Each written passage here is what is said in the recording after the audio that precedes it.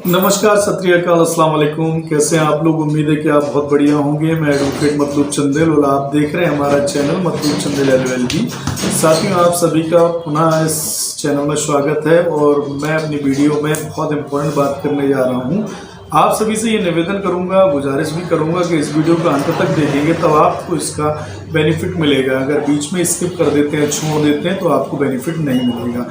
इसी के साथ मैं एक निवेदन और कर देता हूँ कि जो हमारे फ्रेंड्स हैं, व्यूवर्स हैं, इसको देख रहे हैं वीडियोस को, जिन्होंने हमारे चैनल को सब्सक्राइब कर लिया हो तो थैंक यू वेरी मच। और जिन्होंने सब्सक्राइब नहीं किया है, नए आए हुए, वो चैनल को सब्सक्राइब करें, क्योंकि ये चैनल तुम्हारे लिए इसलिए बहुत ज़रूरी है कि इसमें हम लीगल चीज़ों को आपके सामने रखते हैं, जिससे कि मेरा उद्देश्य ये है कि लोग लीगल फैक्ट के बारे में ज़्यादा से ज़्यादा जानकारी को प्राप्त करें और जिस परेशानियों में वो आजकल शामिल रहते हैं, जो छोटी छोटी टेंशन उनके लिए बड़ी टेंशन बन जाती हैं, उन सब से निजात कैसे पाएँ। क्योंकि आजकल सलाह लेना भी बहुत सस्ता नहीं है। आप लीगल एडवाइस के लिए भी जाते हैं तो पेमेंट चार्जिंग होती है आपके ऊपर, और अगर अच्छी एडवाइस मिल जाए तो लाइफ ठीक ठाक चल जाती है, और एडवाइस कहीं गलत हो जाती है तो एक एडवाइस आपकी लाइफ को चेंज भी कर सकती है, मीन्स अच्छा भी और बुरा भी बना सकती है। तो फ्रेंड्स, आज हम बात करेंगे, क्योंकि ज़्यादा समय न लें आप लोगों का, टॉपिक पे आना चाहूँगा। टॉपिक ये है कि मेरे पास आए दिन ऐसे केसेस आते हैं जिसको लेकर लोगों को काफ़ी परेशानियां होती हैं या दिक्कतें होती हैं, और गैर जानकारी में वो अपने केस को बहुत ज़्यादा अपने प्रति उलझा लेते हैं। कई केसेस में तो ये महसूस हुआ है मुझको कि लोग उन केसेस में खुद ही मुलजिम बन जाते हैं, और जब बन जाते हैं पुलिस उनको प्रताड़ित करती है तब उनको कुछ नज़र नहीं आता है, तो उनकी जेब से बहुत सारा पैसा चला जाता है, जो चूँकि वो डिसीजन ले भी नहीं पाते हैं अब क्या करना होता है। पुलिस उनके खिलाफ एक्शन लेने के लिए खड़ी होती है, जब पुलिस एक्शन लेने को खड़ी होती है तो वो गलत लोगों से मिलते हैं, केवल दलालों के बीच में फंसते हैं। जो दलाल होते हैं ना, उनसे उनकी ज़्यादा ही परेशानियां उनके जीवन में आने लगती हैं।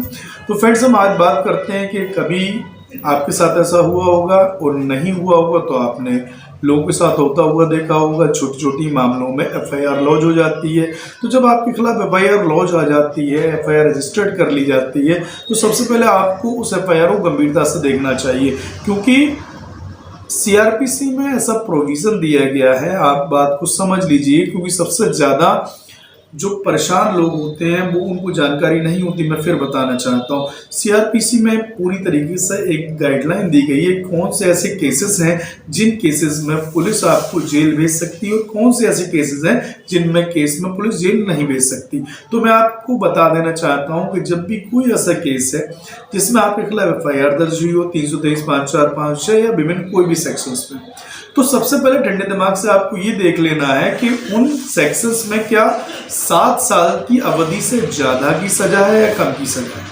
तो आपको ये समझ लेना चाहिए, क्योंकि आप देखिए सोशल मीडिया का ज़माना है, हर व्यक्ति के हाथ में किताब है। किताब का मीन्स मोबाइल है, और आपका मोबाइल में अगर नेट चलता है तो आप इजी देख सकते हैं कि कौन सा ऐसे सेक्शन आपका लगा हुआ है। जब आप उस सेक्शन को IPC के डालेंगे तो आपके पास पूरा डिस्क्रिप्शन निकल कर आ जाता है। उसमें लिखा होता है कि ये हीनियस क्राइम है, ये संज्ञेय अपराध है या ये असंज्ञेय अपराध है। संज्ञेय अपराध अगर होता है तो वो गंभीर होता है, असंज्ञेय होता है तो वो ईजी अपराध होता है जिसको सेटल किया जा सकता है, और बहुत सारे केसेस ऐसे होते हैं जो कंप्रोमाइज भी किए जा सकते हैं। तो पुलिस क्या करती है, अक्सर आपसे कम छोटे धाराएं सेक्शंस लगाती है, दोनों पार्टीज को बुला लेती है और दोनों का प्रेशर मेंटेन करती है। प्रेशर मेंटेन के बाद पार्टियों से पैसा ले लेती है और घर भगा देती है। ये जादू नहीं है, it is not magic. This my video is very important, again I am saying this one कि you must have to listen full video, और अलावा इसके इस वीडियो को please share to all the peoples, क्योंकि और लोगों में जाना जरूरी है। जिस तरीके से मैं मेहनत कर रहा हूँ लोगों को जानकारी देने की, तो इसमें मैं आप लोगों से भी निवेदन करूंगा कि लोगों तक जानकारी भेजने का प्लीज काम जरूर करें। तो फ्रेंड्स, पुलिस कोई मैजिक नहीं करती। जब भी कभी हीनियस क्राइम, हीनियस का मतलब ऐसे क्राइम में जो 7 साल से अधिक का क्राइम होता है, जिसमें 7 साल से अधिक की सजा है, तो उस क्राइम में पुलिस आपको नहीं छोड़ सकती, वो जेल भेजेगी आपको। समझ लीजिए, आप इवन पैसा ऑफर करेंगे तब भी कुछ होने वाला नहीं है, क्योंकि उसका इन्वेस्टिगेशन होगा। उसका इन्वेस्टिगेशन पुलिस करेगी, आपको जेल भेज देगी, आपका चालान कर देगी, आपको प्रॉपरली जमानत लेने जाना होगा। आप जमानत लेंगे तो कोर्ट आपको कंसीडर करेगी जमानत के लिए। जमानत के लिए कतई जरूरी नहीं है कि आपकी चार्जशीट ही आ गई हो, चार्जशीट ना आई हो, आप FIR लॉन्च हुई है तो आप FIR के आधार पर जमानत में जा सकते हैं। जमानत में निचली अदालत में जाएंगे, उसके बाद अपीली कोर्ट, डिस्ट्रिक्ट जज किए जाएंगे, इवन वहां से आपको बेनिफिट नहीं मिले तो हाई कोर्ट चले जाएंगे। ये आपका राइट्स है। लेकिन सवाल ये आता है जो पुलिस थानों में और जगह पर ये जो चीज होती है जिसमें आप हमेशा परेशान रहते हैं, तो आपको परेशान नहीं होना है। इसको थोड़ा सा प्लीज हल्की सी अकलबंदी अगर आप दिमाग में रखेंगे, थोड़ा सा दिमाग को बैलेंस में रखेंगे, तो आप इन सारी समस्याओं से बच जाएंगे। तो आपको क्या करना है, मेरा फिर वही टॉपिक होता है कि जब FIR आपके खिलाफ लॉन्च हो या किसी खिलाफ लॉन्च हो, तो सबसे पहले आपको उस FIR के को देखना है, उसकी कॉपी को देखना है और उसमें लगे हुए सेक्शंस की ओर नजर घुमाना है और अपने मोबाइल के जरिए से उन सेक्शन को समझ लेना है कि इन सारे सेक्शंस में, धाराओं में जो लगाई गई यहाँ पे खिलाफ क्या 7 साल से अधिक की सजा, अगर 7 साल से नीचे की सजा तो सुप्रीम कोर्ट गाइडलाइन है, सुप्रीम कोर्ट मैंडेटरी लॉ बना दिया है कि 7 साल से अधिक के 7 साल से कम के अपराध में गिरफ्तारी नहीं की जाएगी। अब तो उन्होंने ये भी कह दिया है कि 41 CRPC का नोटिस दिया जाएगा आपको गिरफ्तारी करने से पहले, इंफॉर्मेशन दी जाएगी बयानों से पहले, तो आपको ये राइट मिलता है कि अरेस्ट नहीं किया जाएगा, पुलिस वहां पर छोड़ देगी आपको। भला ही वो मुचलका ले ले, मुचलके पे भी आपको छोड़ सकती है, अमूना मुचलका भरा लिया जाता है, कोई दिक्कत नहीं, आप मुचलका भरते हैं, लेकिन एक बड़ी रकम ऑफर ना करें, बड़ी रकम ना दें, दलालों के चक्कर में ज्यादा मत फंसे, क्योंकि ये जो हमारा वीडियो है ये केवल उत्तर प्रदेश के लिए नहीं बल्कि पूरे भारत के लिए लागू होता है, क्योंकि हमारा इंडियन पेनल कोड IPC है, जो CRPC है, ये पूरे भारत में लागू होता है। जो लॉ का काम करने का तरीका उत्तर प्रदेश में है, वैसे ही सेम अन्य राज्यों में भी है। तो मेरा मानना है कि ये वीडियो हर व्यक्ति के लिए जो हिंदी भाषा को बेहतर समझता है उसके लिए बेहतर होने वाली है। मैं अक्सर ये कहता हूं कि मैं इसको बहुत इजी भाषा में समझाने की कोशिश करता हूं, जिससे कि आसान शब्दों में अंतिम व्यक्ति भी मेरी बात को समझ सके और लोगों को समझ सके। तो फ्रेंड्स, आपको क्या करना, उस FIR को कायदे से पढ़ लेनी है और देख लेनी है।